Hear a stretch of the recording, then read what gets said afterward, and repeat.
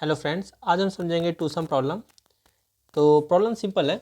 सबसे पहले हमें एक नम्स एरे गिवन है और एक टारगेट इंटीजर गिवन है। हमें क्या करना है कि इस नम्स एरे में ऐसे दो नंबर्स फाइंड करने हैं, जिनका सम टारगेट के इक्वल हो। फॉर एग्जांपल एक एग्जांपल ले लेते हैं।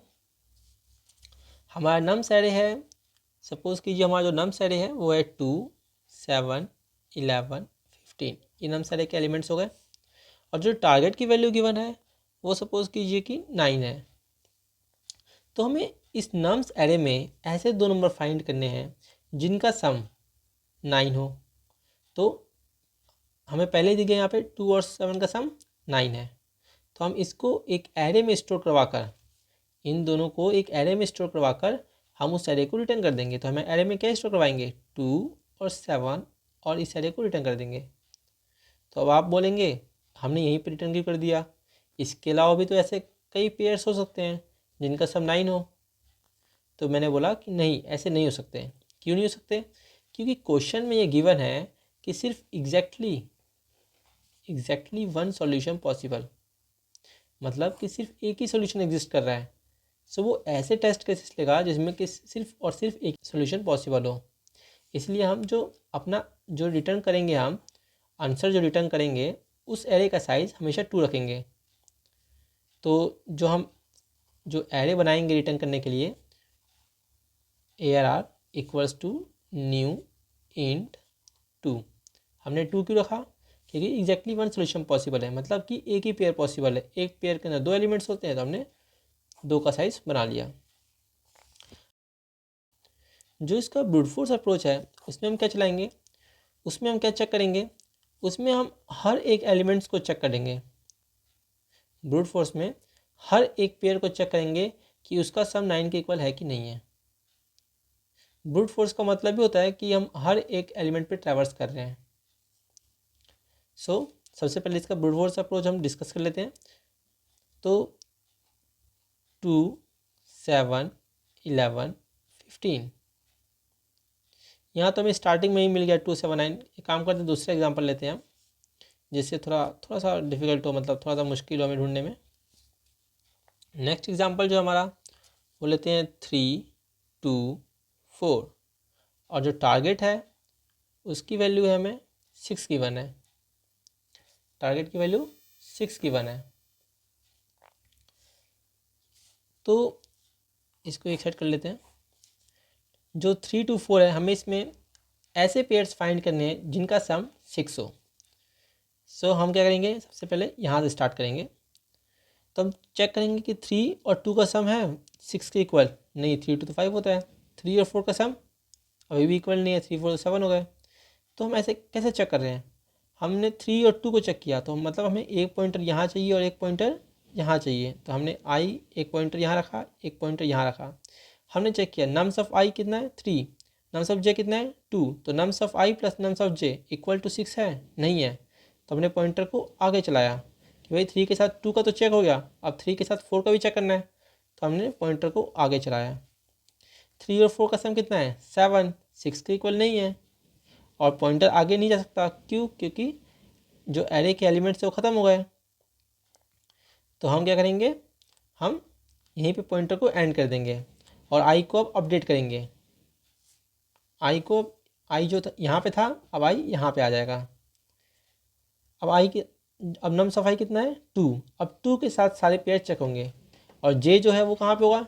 अब आप बोलेंगे कि जे दोबारा स्टार्टिंग यहाँ से होगा, नहीं, जे यहाँ से स्टार्ट नहीं होगा। क्यों? क्योंकि 3 और 2 का पेयर तो ऑलरेडी चेक कर चुके ना। जब आई यहाँ पे था तो हमने 3 और 2 का पेयर चेक कर लिया है। अब 2 पे जो है दोबारा उसका पेयर चेक करेंगे तो दिक्कत है ना, क्योंकि 3 और 2 का सम या 2 और 3 का सम, बात तो एक ही है।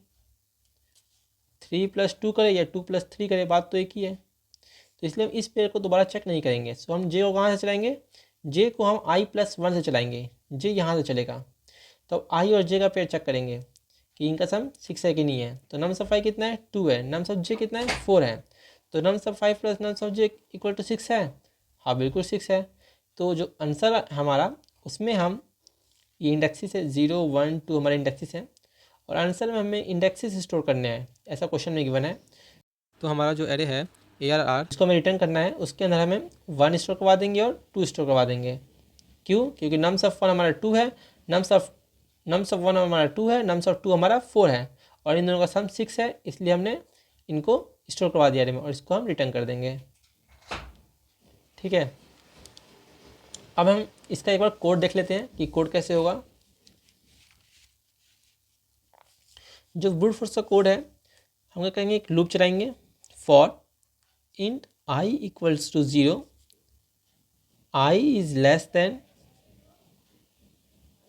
nums dot length -1। मैंने -1 क्यों लिखा? क्योंकि nums डॉट लेंथ इसे समझते हैं। एरे का साइज कितना है? 1 2 3 4, एरे का साइज है 4। सॉरी, वीडियो में दिखा नहीं आपको। जो एरे का साइज है वो 4 है, 4 एरे का साइज, और इंडेक्सिस है इसके 0 1 2 3। ठीक है, तो जो ये इंडेक्स है, लास्ट इंडेक्स, वो कितना है? Nums dot length -1। देखिए नम्स डॉट लेंथ कितना है? 4 है, 4 - 1 3 हो गया। तो जो लास्ट वाला इंडेक्स है उसको क्या बोलेंगे हम? Nums dot length -1। और जो हमारा पेयर है वो कहाँ तक है? जो पेयर है हमारा, पेयर के लिए हमें पता है 2 एलिमेंट चाहिए होते हैं, लेकिन अगर हम लास्ट एलिमेंट पे खड़े हैं तो पेयर के लिए दूसरा एलिमेंट तो मिलेगा ही नहीं। तो हम लूप यहाँ तक नहीं, हम लूप यहाँ तक चलाएंगे, ताकि एटलीस्ट एक पेयर तो मिले, कम से कम एक एलिमेंट तो मिले लास्ट में। यहाँ तक चलाएंगे, यहाँ तक लूप चलाएंगे तो मैं तो अगर सपोज़ कि हम यहाँ पे आ गए तो दूसरा एलिमेंट तो मिलेगा ही नहीं ना, दूसरा एलिमेंट हमें नहीं मिलेगा, इसलिए हम यहीं तक जाएंगे खाली। इसलिए मैंने लिखा है i equal to 0, i is less than nums dot length -1, i plus plus. ये समझ आ गया, ये समझ आ गया होगा आपको कि नम्स डॉट लेंथ -1 क्यों लिखा है यहाँ पे हमने? क्योंकि यहाँ पे जो लास्ट एलिमेंट है वो नम्स डॉट लेंथ -1 है।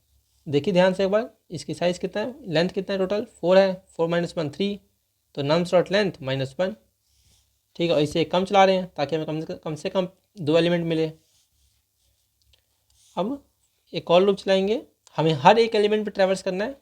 मैं बताया था आपको, for int j equals to i plus 1, j is less than nums dot length j plus plus. आपको कोई भी डाउट है तो हम कमेंट में पूछ सकते हैं। For int j equal to i plus 1, j is less than nums dot length j plus plus. अब हम चेक करेंगे, if nums of i plus nums of j equal to target, अगर ये टारगेट के इक्वल हो तो हमें क्या करना है? हमें ARR में ARR of 0 equals to i कर देना है, ARR 1 इक्वल्स टू j कर देना है और लूप को ब्रेक कर देना है।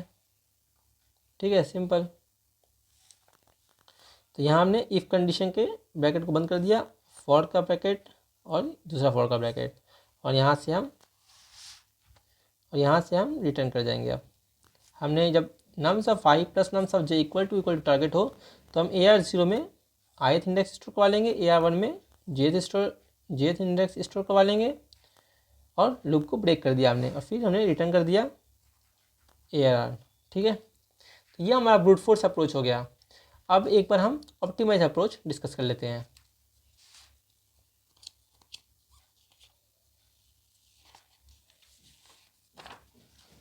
ऑप्टिमाइज अप्रोच हम डिस्कस करने से पहले ये डिस्कस कर लेते हैं कि ऑप्टिमाइज अप्रोच की ज़रूरत क्यों पड़ी।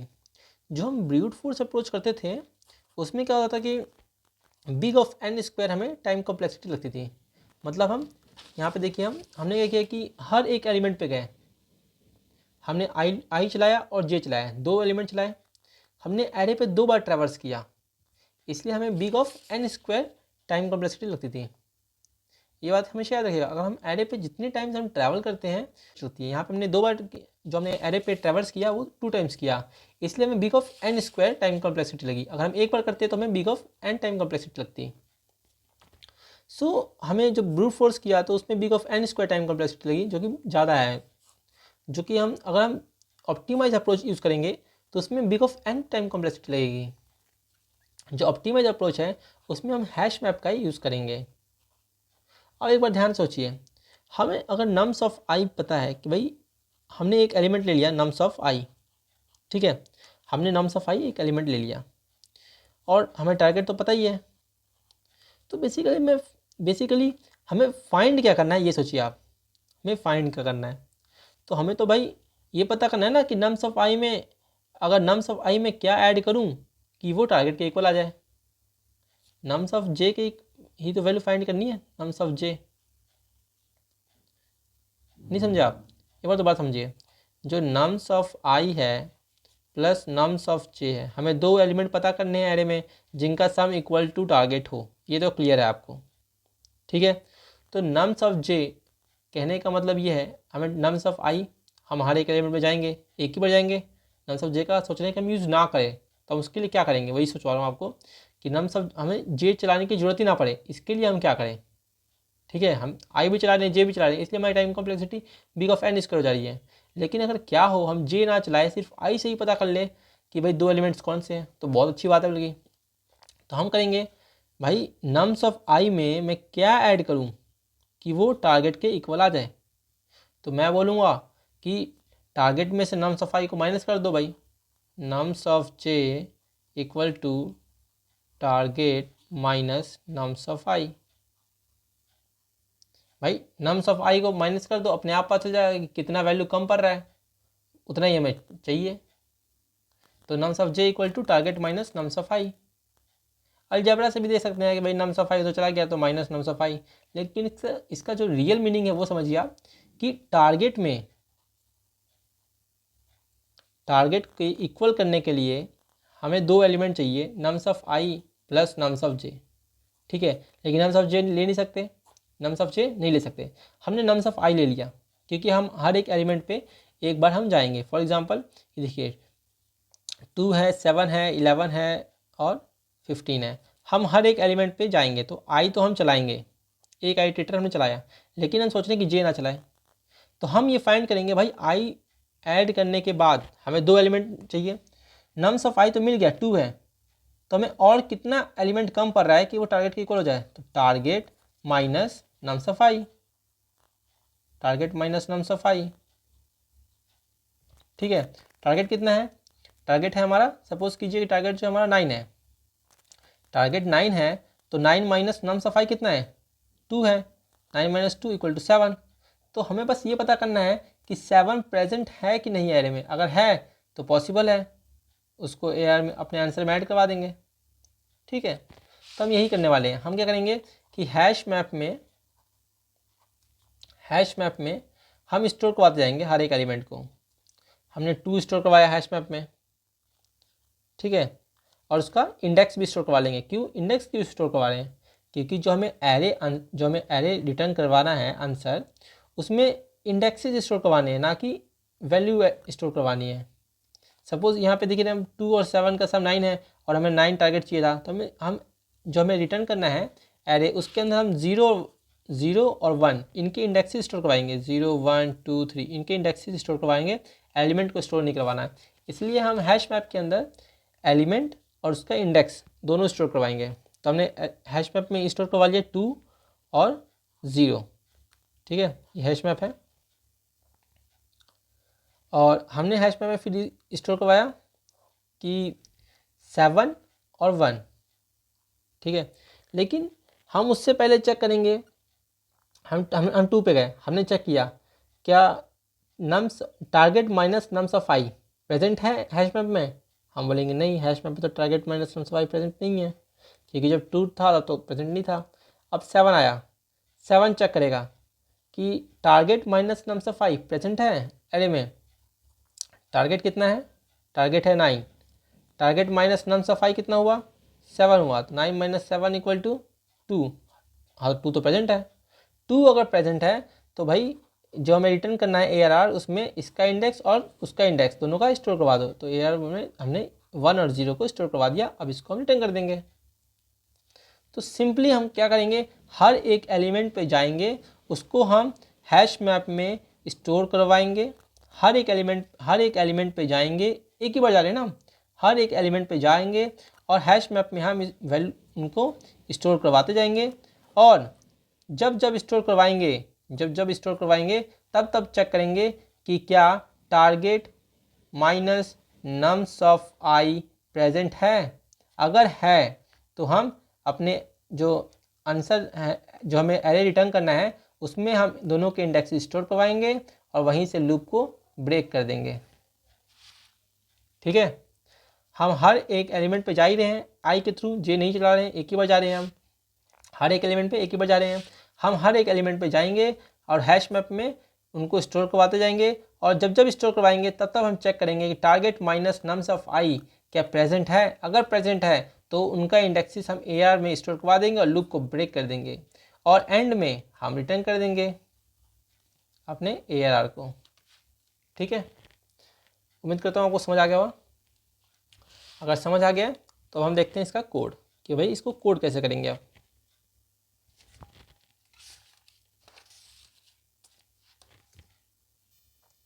तो सबसे पहले हम हैश मैप बना लेते हैं। हैश मैप ऑफ इंटीजर, भाई दोनों वैल्यू इंटीजर हैं तो हम यहाँ पे इंटीजर लिखेंगे। Integer map equals to new hash map. आप खुद से कोड करिएगा, एक बार कोशिश करिए खुद से आप कोड करें ताकि ज़्यादा आपको समझ आए, ज़्यादा अंडरस्टैंडिंग मिलेगी। ऐसे देख देख के कोड करना फिर तो कोई भी कर लेगा। मतलब मैंने आपको समझा दिया है अप्रोच, एक बार खुद से ट्राई कीजिए कोड करने के लिए। फिर मैंने कहा था कि हम एक ही लूप चलाएंगे सिर्फ आई के लिए। For int I equal to 0, I is less than nums dot length और आई प्लस प्लस।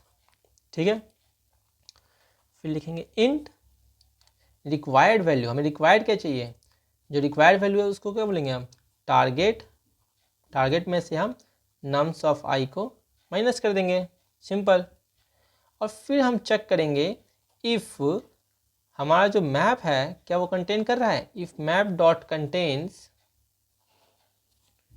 क्या मैप जो है हमारा वो कंटेन कर रहा है, क्या कंटेन कर रहा है, की। मैप डॉट कंटेन्स की ये एक मेथड होता है, क्या ये कंटेन कर रहा है, क्या रिक्वायर्ड। रिक्वायर्ड हमने बता दिया यहाँ पे टारगेट माइनस नम्स ऑफ आई है, वो कंटेन कर रहा है। अगर कंटेन कर रहा है तो हम यहीं से रिटर्न कर देंगे।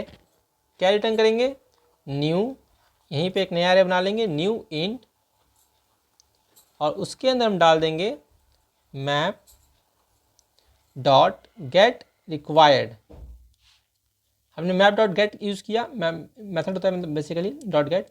मैप डॉट गेट हमने यूज़ किया और हमने रिक्वायर्ड पे जो रिक्वायर्ड का इंडेक्स है उसको हमने गेट कर लिया, और आई, और जो नम्स ऑफ आई का इंडेक्स है वो स्टोर करवा लिया जो कि आई है। और यहाँ से हम हो गया, हमने रिटर्न कर दिया। अगर ये कंडीशन ट्रू नहीं है, अगर वो कंटेन नहीं कर रहा है तो हम सिंपली उसको मैप में एंटर करवा देंगे, मतलब पुट करवा देंगे। Map dot put nums of i comma i. हमने नम्स ऑफ आई डाला, मतलब वैल्यू डाला, और उसका इंडेक्स स्टोर करवा दिया। अगर कंटेन कर रहा है तो हमने एक एरे बनाया और उसमें जो 0 इंडेक्स है उस पर हमने अपना जो रिक्वायर्ड है उसको गेट करके, जो रिक्वायर्ड क्या है, target minus nums of I, required value.